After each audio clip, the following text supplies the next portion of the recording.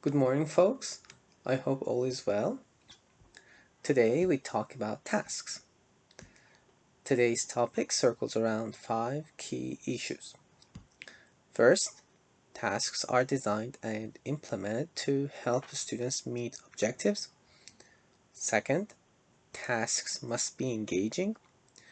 Third, engaging tasks consider students' backgrounds and needs related to the objectives and make pedagogical connections. Fourth, tasks should be culturally responsive.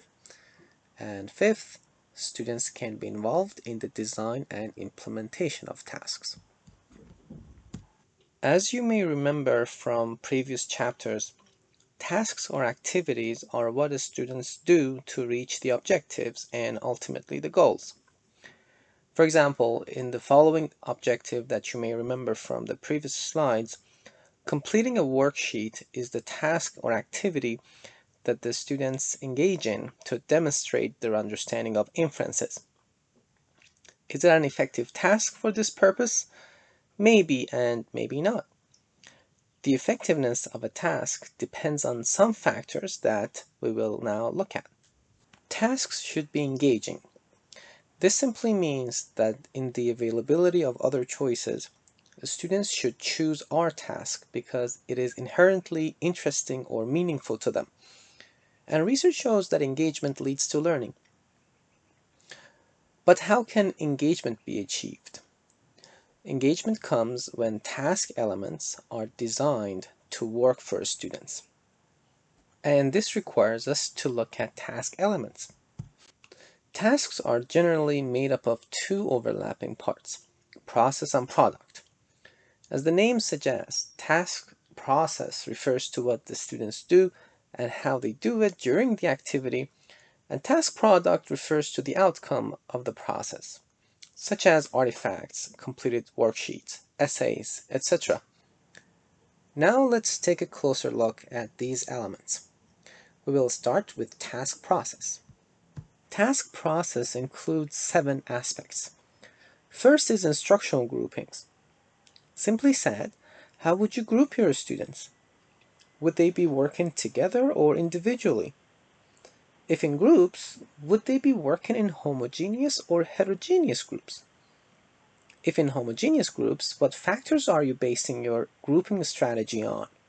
Language proficiency, skills, first language, interest? These are the types of questions which need to be answered when grouping students for a task. Next is the task modes. The 4 language domains of reading, writing, listening, and speaking are considered the basic modes of a task. Also, other modes such as videos, art forms, music, and storytelling can be used depending on the student backgrounds and content and language objectives. Generally, a mix of modes and students' interaction in all modes can lead to more learning opportunities.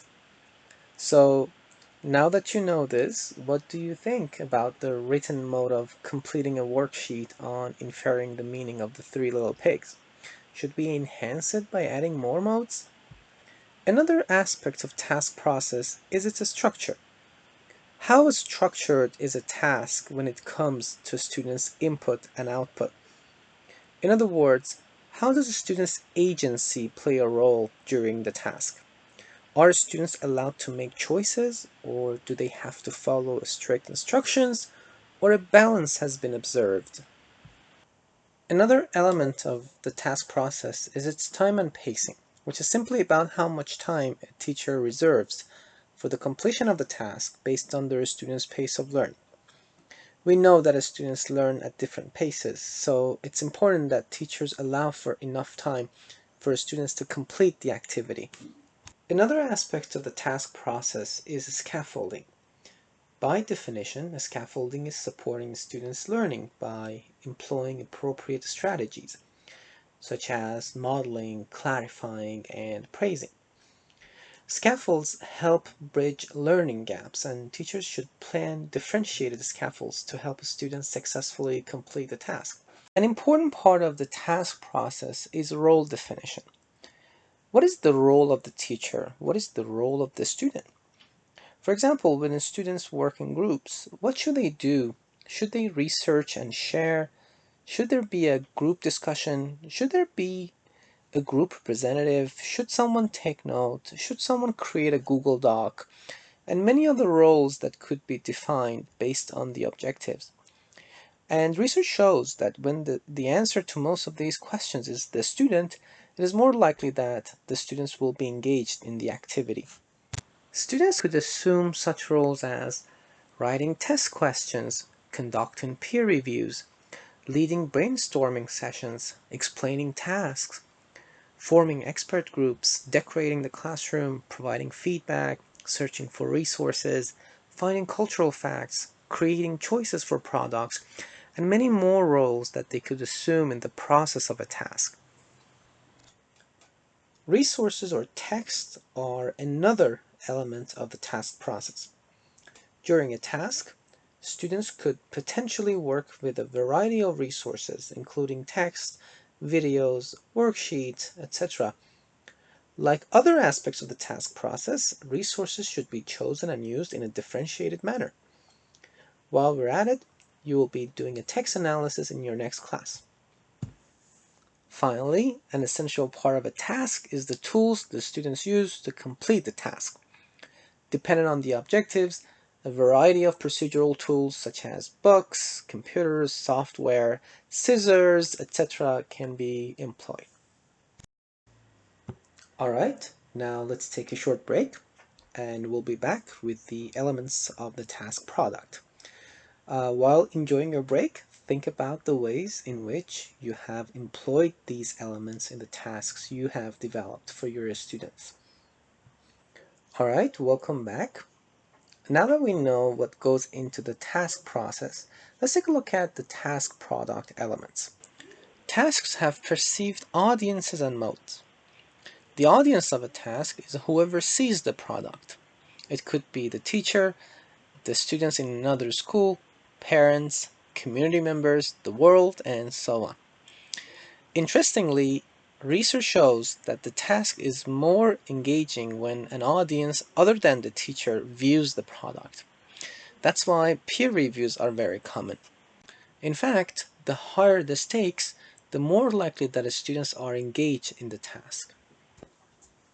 To recap, for a task to be engaging, it needs to be authentic. That is, learners need to perceive it as connected to their lives.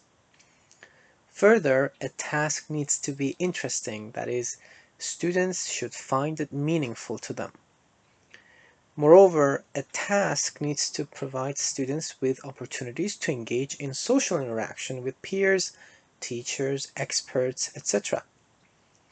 Next, a task needs to be optimally challenging for students. That is, there needs to be a balance of skill and challenge.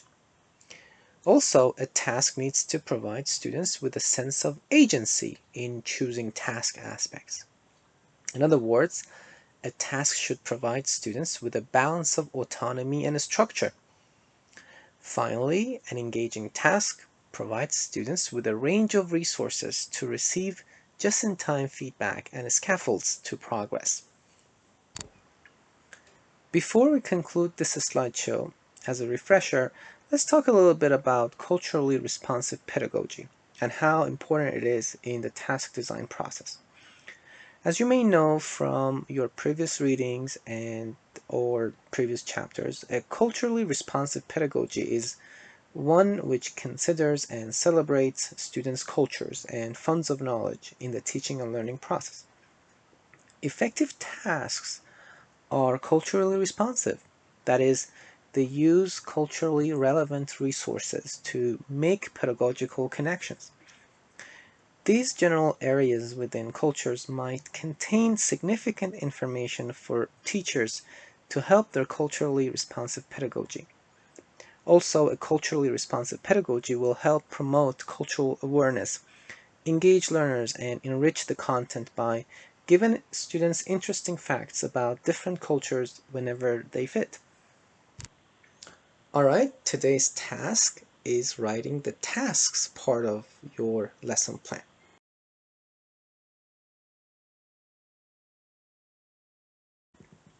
Thank you very much for your time. Please feel free to contact me should you have any questions or concerns. Take care of yourself and have a wonderful rest of the day.